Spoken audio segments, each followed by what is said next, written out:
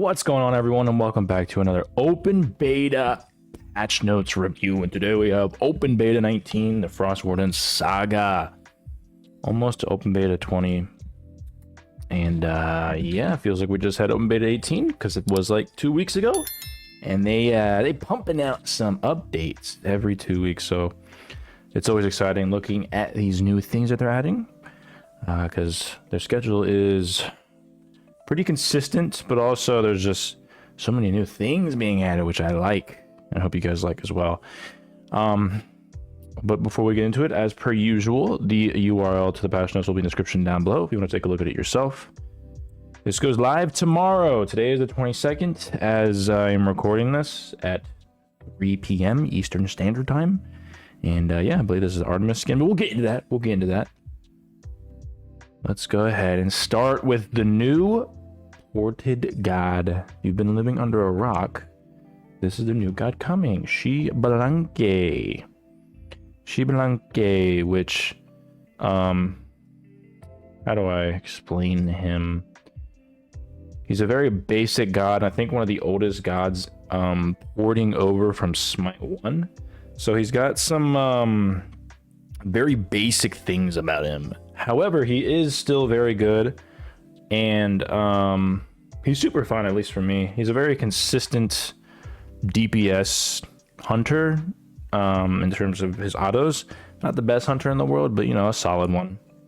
But in terms of joust, he was a monster in Smite 1 towards the end of it. So anyway, let's go ahead and get into him. Xbalanque, general ranged basic attacks, and has a damage type scaling, physical and magical, which I do like. I really feel like every god should have physical and magical scaling. I know some of them don't. For example, Sobek doesn't have physical scaling, which is kind of annoying. I like they're pushing physical and magical on every single recent god, at least. Recent, I mean, like within the past few. I think maybe Mercury didn't have both scaling. I think it was only physical, but I like having the magical and physical scaling and having their unique effects, similar to like a Sun Wukong with his magical versus physical scaling, or I'm sorry, strength and intelligence scaling, kind of intertwined with that the type of scaling though, so you know what I mean. But anyways, he has both type of scaling, and it's gonna be pretty good. You got different types of builds and stuff. So anyways, we have passive Dead of Night, and I believe most of the things that he has is pretty much the same. Again, he's an easier god to port over because it doesn't have too many, you know, things to his kit. Deal damage to enemy gods to gain stacks. Each strength of intelligence, whichever is higher. So very similar to like your Executioner, the item. I forgot they changed the name of that. I don't remember what it's called. It's called Exy. I'm calling it Exy. Whichever one's higher, you'll get more of when you deal damage to enemy gods and getting stacks. They'll show the numbers in game. There's like 1,000, 3,000, 10,000, something like that. I'm not telling you that it's exactly those numbers, but you know, you get extra. That's how it's the meters used and stuff like that. So ability 1, branching bola. While active, your basic attacks deal additional damage. When the bola hits a target, it splits and deals reduced damage. Very similar to, if not exactly the same, in Smite 1. Ability 2, poison darts. Fire 15 projectiles in a cone, dealing physical damage and poisoning enemies hit. Poison enemies repeatedly take physical damage and are slowed. The slow is absolutely one of the most important things about this. Yes, it does damage, it's good poke, whatnot, but the slow allows you to get more autos off, and essentially gives you a pseudo hasten fatalis effect, which was really good. And I remember they were buffing and nerfing this back in Smite 1. Made him a lot better. The 15 dart projectiles, I believe you hit all 15 if you're like really close to somebody. I don't think they do all 15, which I think there's a cap on it. I don't remember the exact cap, but I believe that's that, and it's not showed up here on his ability. Ability 3, Rising Jaguar. Dash in the direction you are currently traveling before rising into the air and becoming CC immune. Again, it is an initial part of your dash when you're not CC immune, so you got to be careful, but you know, you gotta time that perfectly. But CC immunity in his kit's really good. So it's weird that it's in his 3, and it's usually in the ult or something like that. But you know, if you get Ares ulted, well, actually, I don't remember how Ares ult works anymore, because I don't remember if I don't think it was if it was initially a cripple anymore, or if that was the bug that they fixed. I don't remember. But at least in Smite 1, you were able to 3 like an air result, and if you timed it correctly, you wouldn't get pulled. So don't quote me on that. But like for example, there's another very high CC god that you could do this with. Maybe like a Mordred. Like if a Mordred's ulting and you 3 into him while CC immune, you can go into him and then like return back. Something like that. While in the air, you fire darts at all enemies, nearby enemies, dealing physical damage. Enemies affected by poison darts take additional damage, so your 2 and your 3 synergize really well. One thing about it as a 3 as well, in Smite 1, you were only able to go forward, dash forward, and then you can go in any direction, basically. Now in Smite 2, the +1 they added was that you can go in any direction. So whichever way your for Xbox or controller players, whichever way your left joystick is moving is what direction you'll go in. For PC players, if you're pressing S or whatever, and then you press your third ability, then you'll go in whatever direction. So left, right, back, or forward, which is really nice. So that's pretty cool. There was a +1 in his 2. I thought there was a +1 in his 2. Oh yeah, I believe in his 2 now, if you use your 2 and you hit them, if you auto them, if you throw out your 2 and the target that you poisoned, you hit them with an auto using your branching bola, so you have to have your 1 procced. You 2 them, you hit them with your auto branching bola, your 1. Whatever the split of your bola, if it hits an enemy, they will also get poisoned based off of that too. Basically like I guess sort of like a Circuit in a way, if you remember Circuit, like the poison, not exactly the same, but you hit someone with a poison dart, you use your 1, hit them with an auto. If the branching bola part of the auto hits another god in the same area, they will also get poisoned, I believe, at less scaling and less damage, but that's still pretty cool. Finally, his ultimate ability, Darkest of Nights. Shroud enemy gods in darkness, creating an area they cannot see out of. During this time, you have increased basic attack range, basic attack projectile speed, and attack speed and movement speed. So basic attack projectile speed, just, you know, what am I thinking of? The projectile speed, attack speed. So yeah, the projectile speed, if you remember Griffin Wings in Smite 1, it just means the auto that leaves your hand, not exactly the attack speed, but the how fast your auto hits the person, if that makes sense, is quicker. And if an enemy leaves the area, they are affected by a decaying slow. So think of like a Nox bubble, if you remember Nox from Smite 1. I know a lot of people from Smite 2 are just like going into this game now, so you may not know what Nox is from Smite 1, which is honestly interesting and kind of cool.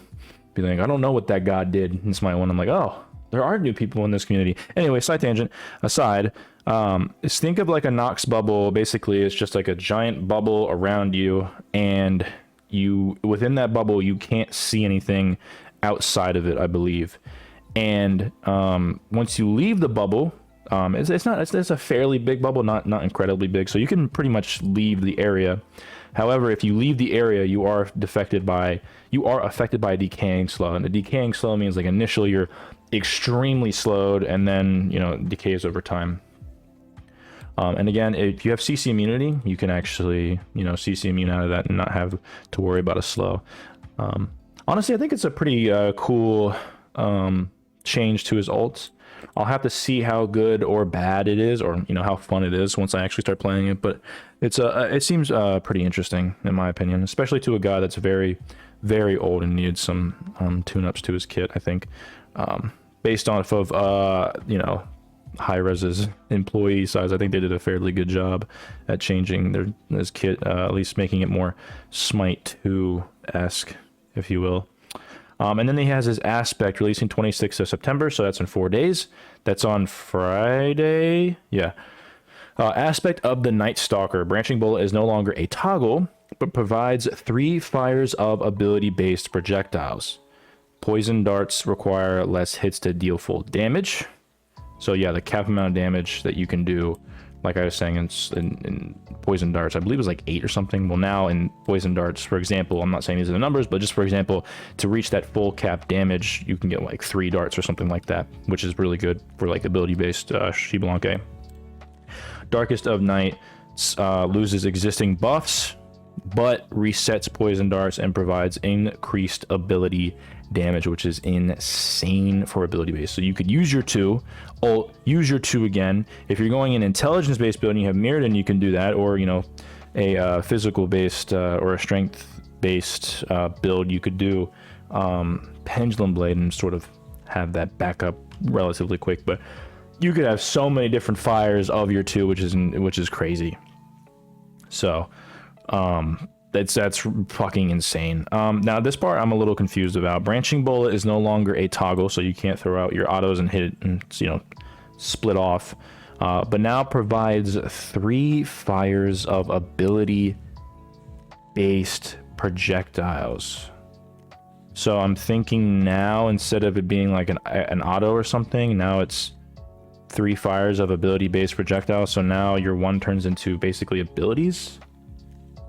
I'm not entirely sure. I have to look at that again, but either way, it's an ability based type of build here, and I think that's also pretty cool with the different type of scaling, which is going to be pretty cool. So this is your Xbalanque. I'm going to be doing a video on him, of course, tomorrow. Super exciting. I'm glad he's coming. He's actually one of my more played gods, and I like him a lot more just for the simplicity factor, and he's super fun, especially late game. His auto's chunk.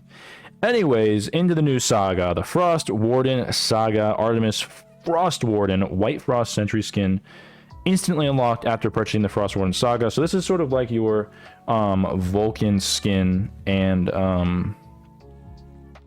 my cat is yelling at me. I don't know if you can hear him. I lost my train of thought. This is like the Vulcan skin, like prism skins, or not prism skins. Sort of like your tier 4-ish type of skin, if you will. In between like a T5, which is like your top of the line, like cool effect skin. So it's basically just like the Vulcan skin. Have some cool effects, stuff like that. It's probably gonna be around $50 or something like that. So if you want to support Hi-Rez and what they do, I suggest getting the skin. Not only for that, but it's also a pretty cool skin if you play Artemis. So here are all the different things you can get. I'm not gonna go through them, but you can see them right here, and you can see them on the Wandering Market tomorrow. So another thing to grind for with your viewer points or viewer tokens, coins, whatever. Got a new Wandering Market, Feline Fashion, a Wheelix skin. So I think this is I don't know if this is a new one or if this was I think this is a new skin, I think. That's pretty cool. You get Pumpkin 2, which can unlock your other skin for the event, which is pretty cool. Or other rewards. There's a Bari skin, for example, with the pumpkin, which I'm gonna get. That's a pretty cool skin. I like it. Smite Cart contents. This is pretty cool. One thing, I'll go over this real quick. Basically, Smite Cart when Smite 1 was like their limited time event. And now they're putting in like a premium traveler page. Smite Cart Aphrodite Ward skin. So it's just a bunch of like carts. Think of like Mario Kart, for example. You get a badge, Ward skin, title, Reaping Event Pumpkin. So that's pretty cool as well. It's going to be significantly reduced, so I'll probably get this as well. One thing I really wish they added was the TP skin. In Smite, in Conquest and Assault, they have a portal, and when you reach that portal, you can have a skin. For example, there's like a jet skin, and it would transport you to your lane. And I really wish they had a cart for each god, like Aphrodite cart or Sun Wukong cart, Zeus cart, or something. That'd have been really cool. Hopefully that'll come in the future. But that's such a layup there, man. They didn't add that. Sucks. Cross-gen Hoi Yi Gleamer Archer skin, pretty cool. Game modes. Conquest Warrior Camp now drops Cyclops Eye, replaces Cyclops Ward. So there's not going to be any more wards, and you'll see why. Cyclops Eye instantly reduces the active cooldown of your Curio. I don't know why they're going over this before even going.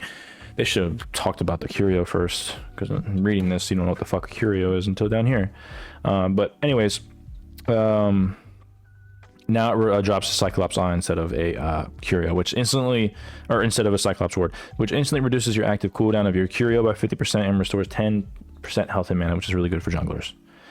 Curio, now we can go into that, are mode-specific items that everyone in that mode has access to. These don't take up a standard inventory slot and function, more like the bonus starter item slot. They are automatically granted to players and do not require a purchase. Items in the Curio slot are actives that occupy an active item slot. Let me turn down my phone. Okay. If you attempt to buy a third active item, the Curio slot will disable, allowing the third active item to take its place. It will default to the second active slot for keybind purposes. You can move it to any slot utilizing the existing reordering tools. So what is a Curio? They're telling you all these specifics about it, but without going into what exactly it does. So, Conquest, Joust, and Duel. You get a new Bifrost Shard, which is a ward, basically. The old Vision Shard or Void Shard from Smite 1, where in your second relic slot, it would just be a ward, basically, that you get every game for free. People still didn't use it, so we'll see how this works. But one of the biggest things about Smite is vision, and a lot of people who don't buy wards, which is another thing to tackle. So they're basically re-adding this just to see what it's like, I'm assuming. But everyone basically gets a ward by Bifrost Shard, reveals enemies within 7.25 meters, 7.2 meters, not 2.5, 7.2. God damn it, I can't speak. 7.2 meters. Holy. Lasts 90 seconds or until destroyed. So it's basically just a ward for free. Instead, you can also, if you don't want that one, you can go get Heimdall's Sight. You sell Bifrost Shard, or you can sell the Bifrost Shard to change to Heimdall's Sight at any time, which is really cool. Before, you couldn't change like your relic or anything if you've already bought it, and you still can Smite 2.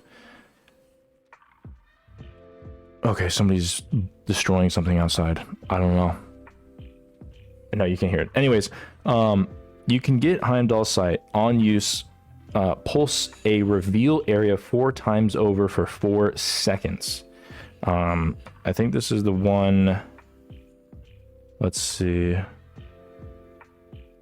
Okay, no, this one is just reveals enemies in stealth and wards. I'm thinking of Joller Flare or whatever, Geller Flare. But this one, yeah, so you can basically have a pulse around you. So if there's like a Loki nearby, it pulses 4 times over and you can see where they're at. This one's okay, not as crazy or as good. I'd still rather the Bifrost, but depending on what you want, you could use this. And then Geller Flare, you can sell Bifrost Shard again for Geller Flare whenever you want. So, if you mistakenly like, oh, actually, I kind of want this now, you can go back and just get it. On use, fire a traveling flare. So think of almost like a Raven Ward back in Smite 1, where it just travels over a distance, just at a very smaller variation. Reveals enemies within 8.8 meters, as you can see. Travels for 5 seconds up to 44 meters. Sorry, this is the area which it covers in sight or vision. It travels up to 44 meters. So a significant difference, or a significant range, I suppose. And on refire/expire, detonate flare reveals enemies within 13.2 meters for 6 seconds, which I think is going to be really good if you want to go see something. Like if they're doing a objective or something, you just throw it over and see if they're over there instead of getting out of position and potentially dying because they have vision on you and you don't. If you just have like a regular ward, for example. So that's pretty cool. I like these a lot. Arena, they have a specific mode one for this. It's called Battle Cry. On God, kill, or death, gain 1 stack, maximum 5 stacks. On use, consume all stacks per stack, plus 3% of all stats from items, and 3% movement speed. Buff lasts 6 seconds, stacks fall off 1 at a time. So, pretty cool. I mean, Arena is sort of like a very... Arena. It's just Arena. You guys just fight. There's nothing else to it. So it makes sense that there would be a specific one towards Arena. Now, Assault. Meditation has been moved from the consumable slot to the Curio slot. In future patches, we will provide an option for 0 gold to purchase that allows players to move this back to the consumable slot for full flexibility. So you got some cool little change here instead of taking up like a relic slot, or not a relic slot, a active slot, I believe. Into item balance is a pretty short one, which is nice in terms of time at least. There's a decent amount of changes here too, so I do like that. Short and sweet with significant changes, I suppose. So item balance, we got a new item called Rip Talon for 2,500 gold. Not very expensive or inexpensive, pretty much, middle road of expensiveness, I guess. Gives you 25% attack speed, which is really good. 10% life steal, which is really good. 25 basic attack power. And then while above 50% health, you gain 15% attack speed. So you're kind of basically getting 40% attack speed majority of the time. But while you're below it, you get 25% attack speed and 7.5 additional life steal. So you're always basically getting at least 40 to 50% attack speed at all times, which is absolutely just good. It's really good. And then you get 7.5, almost 20% life steal. That's really, really good. I really would, in Joust, this is probably going to be your first go-to item, I think, almost every single time if you're going a strict ADC build, strength-based ADC build, that is. And even actually, no, it's basic attack power. It's not strength or whatever. So this would actually be good in any of those builds. One thing about Joust specifically, in the items that stack, it's kind of, you're not guaranteed to get those stacking items as much as you would in Conquest or other long or form game modes. I think Conquest right now is the only long form game mode. Every other one is pretty short, 15 minutes maybe. Joust is one of them. So stacking items like Trans Book or Devourer's Gauntlet, for example, specifically for hunters, it's a really good item, but it takes a while to stack, and in those specific game modes like a 3v3 or in one lane, the amount of stacks you're going to get is not going to be as good if you're laning in the carry lane in Conquest, for example. So giving items that give you, or items that give full stats right out the gate is going to be really good, and I think this is going to be your go-to in Joust for sure, at least if you're going ADC build. So we're definitely gonna be building this a lot. It's a really good item. Next up, we got Warding Chalice, which I don't really care about. I mean, at the end of the day, if you're gonna not build wards versus buying a Warding Chalice, I'd rather you just buy a Warding Chalice. I don't think it's really worth it. It's 400 fucking gold. But if you're gonna buy wards, or if you're not gonna buy wards and this is gonna make you buy wards, then fuck it. I mean, sure, add this in. At least somebody's building Vision or buying Vision. Place a ward, reveals enemies within 7.2 meters, lasts 120 seconds when until destroyed, starts with 2 charges refilled when returning to base. So very similar to a health chalice. Scepter of Dominion Fix properly applies stasis to jungle bosses again, which is good. Sanguine Lash nerf, which is another item that's still very good. Reduced active damage to 10% instead of 7.5%. I believe this is 10% of your own health. Actually, let's go ahead and look at that real quick. Here we are. So we do have Sanguine Lash. So it is actually 10% of their maximum health as physical damage, max 500. So this is going to be 10% of the enemy's max health. Now being down to 7.5, which is good. And real quick, if you guys are still in the video, going over his one and his aspect form, I actually figured out what it meant. So basically, it's not a toggle anymore like you could in the regular base, but now it fires 3 fires of ability-based projectiles. So you get 3 charges of so think of it like a Jingwei 2, but it's based off of its ability-based projectiles, which means it scales more off of your strength, or I guess, well, strength or intelligence, whatever when you're kind of going. But it doesn't really, it's not an auto, it's ability-based damage. So you throw 3 projectiles out and it goes on cooldown, so it becomes an ability-based projectile. And so if you go like Poly slash Hydras, yeah, it'll do a lot of damage. That'll do a lot of damage. It procs other things, other items like Ancient Signet, because it is an ability. So that's also pretty cool as well. Actually, let me real quick, I want to make sure. I always feel like I am right about these things, but then I always second guess myself. So enemies hit by your abilities. Yeah, okay, I was right. Anyway, I knew it. Anyways, so Sanguine Lash, Void Shield, fixed description to match the intended effect of 30 physical protections. Okay, into God Balances, which is pretty short here too. I have to say, a lot of things are pretty balanced in this game. There's only a few select things that I think need to get nerfed or reworked. So I'll give them credit for that. Pretty balanced game, in my opinion. On her buff. Honor's one of them that needs a buff. Desert Fury, increased damage per tick 65 to 165 to 80 to 200. So overall, a 35 flat increase per tick, which is actually crazy. Because I think he gets 1, 2, 3, 4, 5? Is it 5? Dude, you know what?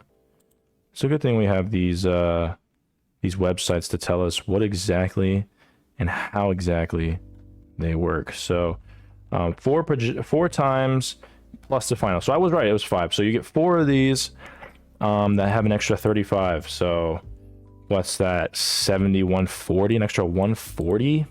And then finally, increased final damage 125 to 325 to 150 to 350. So an extra 25 damage on the final hit. So that's 165. Yeah, if I did the math right, that's pretty good. I've gotta say, 165 is pretty good. So that's a pretty big buff, I will say. Fenrir aspect buff. Sorry.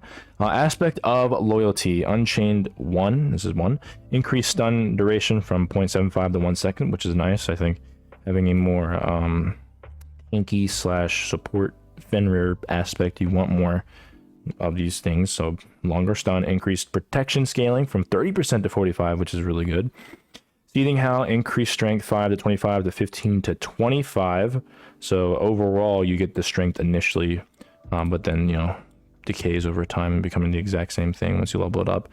Increased lifesteal healing 25% to 30%, which is nice. And then finally, Seething Howl 2, fix the description listing this ability as having higher strength than intended. There's a known bug where the Unchained calculated damage formula in the tooltip is incorrect, using protections instead of protections from items. The actual damage dealt is lower than what is listed. Okay, so the thing here is the protections instead of protections from items. So it's going to be lower, obviously, because calculate full amount of protections. It's going to be a lot more than just protections from items. So that's cool. Hecate buff, triplicate form. Increased damage 70 to 250 to 80 to 260, an extra 10. Fixed an issue with a hex form projectile was doing less damage than intended. Okay. Open the gates, decrease cooldown from 110 to 90 to 90 overall. Okay, that's pretty fucking huge. Reducing cooldowns and increasing CC is like the biggest thing that I think a lot of people don't. Well, I do people think pay attention to, but it's a lot more significant than like 10 flat damage. Not saying this isn't significant, but this is crazy. Hecate, I've been getting recent buffs, and I think she's really good if you know how to position with her. Mulan nerf, she's been very good ever since like the changes to her passive and stuff like that. Honestly, I thought she was underrated to be fair. I think people were bashing her too hard, including me. But I think she's actually pretty good right now. So Training Grounds, passive consumable. Decreased movement speed 10% to 5%. So cutting that in half. And Divine Mastery, decreased arrow base damage from 180 to 540 to 180 to 500. So 40 overall towards the end. We got Jormungandr buff, increased base health from 525 to 567. Increased health per level 101.4 to 105.3, making him more tanky. Increased base protection 16.6 to 7.3. So that's going to be a little bit more. Increased physical protection per level 3.1 to 3.2.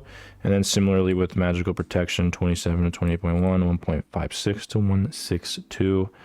This is more in line with other frontline gods. That was one thing about him. I felt like he just died really quickly. And this is good that they're giving him this base increase in health and protections, which is good. He definitely needed it. Nemesis nerf / aspect nerf. Thank you. This god, one of the biggest things I hate about her is her ult. How it can't be anti-healed, but also the fact that she can literally just kill tanks whenever she wants. She literally goes in, she can basically just int all the way down to 1 health, use her ult, split it with a tank, and do like 1500 damage to them, and then get all that health back and be full health again, and then now you're fighting Nemesis again, basically. Which is so annoying.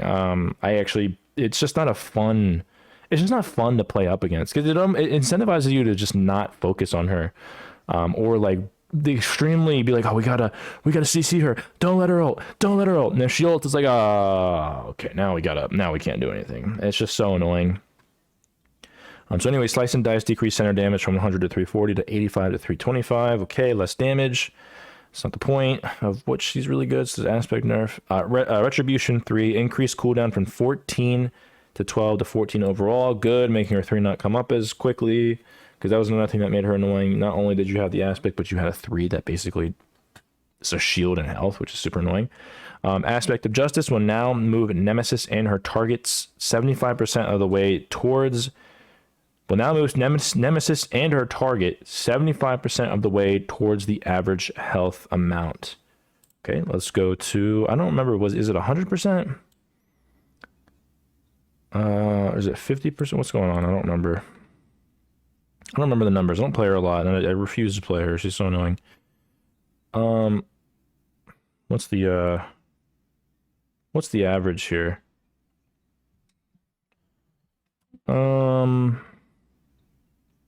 Damage 25% of enemies' current health.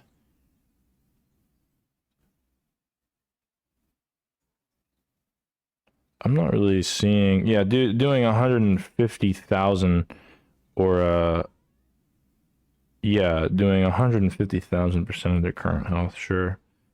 Sure, Smite 2 live. Here, I'll figure it out here in a second.